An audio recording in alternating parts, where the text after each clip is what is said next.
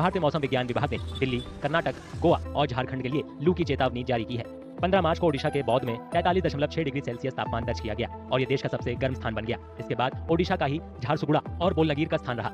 जानकारों का मानना है कि मार्च में ही पारा लगातार चढ़ने की वजह जलवायु परिवर्तन, मौसम के पैटर्न में बदलाव, धरती के तापमान में बढ़ोतरी और शहरीकरण भी है। इस साल फरवरी का महीना 124 सालों में सबसे गर्म रहा है। वहीं देश में भीषण गर्मी के सीजन की शुरुआत से पहले ही मार्च के महीने में गर्मी लगातार बढ़ रही है। There are a number of factors which are behind this sudden spurt in the heat, in the heat and the occurrence of the heat wave. Of course, one is that the fact that India is a tropical country situated in the tropical parts of the world, which means that we get a very high degree of solar radiation. The land mass gets heated very quickly and has a lot of intensity. Bharat में मौसम संबंधी और जलवायु संबंधी कारकों के मिलने से मार्च में भीषण गर्मी पड़ रही है। फरवरी में सामान्य से 93% कम बारिश के साथ असाधारण रूप से शुष्क सर्दी के कारण आसमान साफ हो गया है और तापमान में तेजी से बढ़ोतरी हुई है। कमजोर पड़ते लानीना और तटस्थ हिंद महासागरीय द्विध्रुव ने मौसम के पैटर्न को और ज्यादा बाधित कर दिया है, जिससे पूरे देश में सामान्य से अधिक गर्मी पड़ रही है।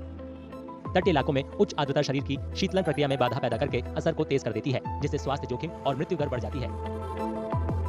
Oceans absorb greater heat, and when oceans absorb greater heat, there is greater evaporation. There is a lot of energy is absorbed, and which results in, of course, these cyclones and these extra coastal phenomena.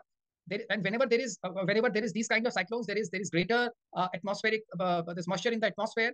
Of course, greater release of energy, which also causes like lot of warming and other incidents to experience in the areas which are near.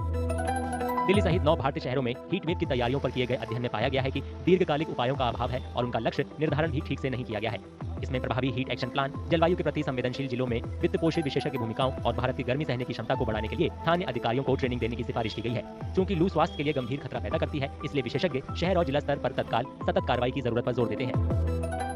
So we need vulnerability mapping to be done very urgently in every town and city as well as in every district, which means that so that the authorities know exactly where are the vulnerable spots and who are the people who are vulnerable. So in cities, like I said, there are heat island effects. So now you can now today, using technology, be able to map out and you'll know exactly which wards are going to be more impacted by heat. Because there are always some greener parts of the city where the temperatures are lower and some parts which are highly built up. And again, those are usually the places which low-income people are living.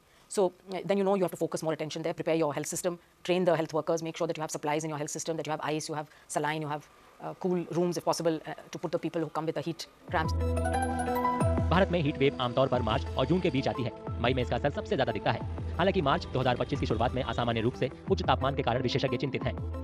भारतीय मौसम विज्ञान विभाग ने पूरे मार्च महीने में औसत से ज्यादा तापमान रहने का अनुमान लगाया है। इससे सर्दियों में बोई जाने वाली गेहूं, चना और रेपसीड जैसी फसलों पर खराब असर पड़ सकता है।